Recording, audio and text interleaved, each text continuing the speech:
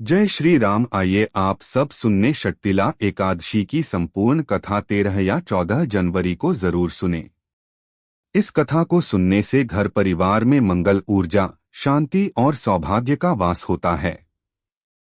अगर आपको वीडियो पसंद आए तो लाइक, शेयर और सब्सक्राइब जरूर करें। शक्तिला एकादशी की संपूर्ण कथा आरंभ करते हैं।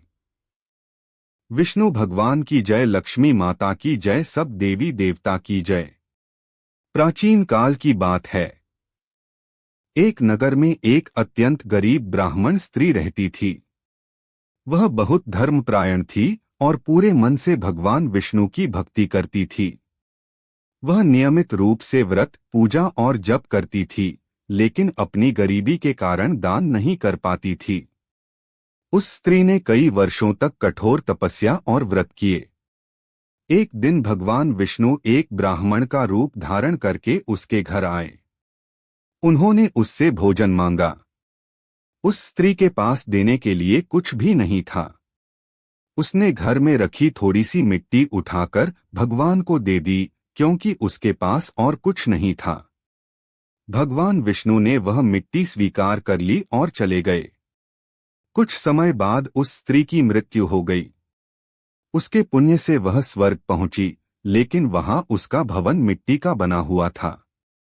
यह देखकर वह बहुत दुखी हुई और कारण जानने के लिए विष्णु ने उसे समझाया, यदि तुमने शक्तिला एकादशी का व्रत तिल से दान और पूजा के साथ किया होता तो तुम्हारे सारे पाप नष्ट हो जाते और तुम्हें उत्तम लोक प्राप्त होता।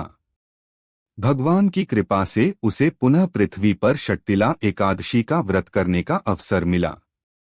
उस दिन उसने तिल से स्नान किया, तिल का उबटन लगाया, तिल का हवन किया, तिल का दान किया, तिल का भोजन किया, तिल से भगवान विष्णु की पूजा की।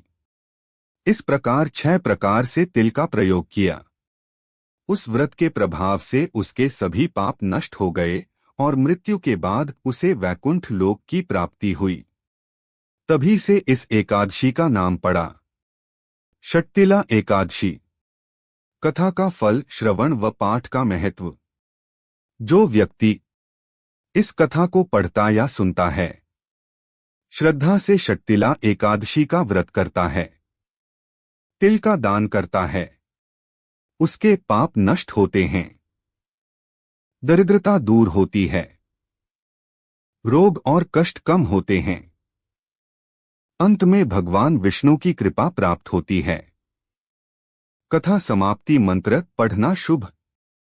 नमो भगवते वासुदेवाय। श्री विष्णवे नमः।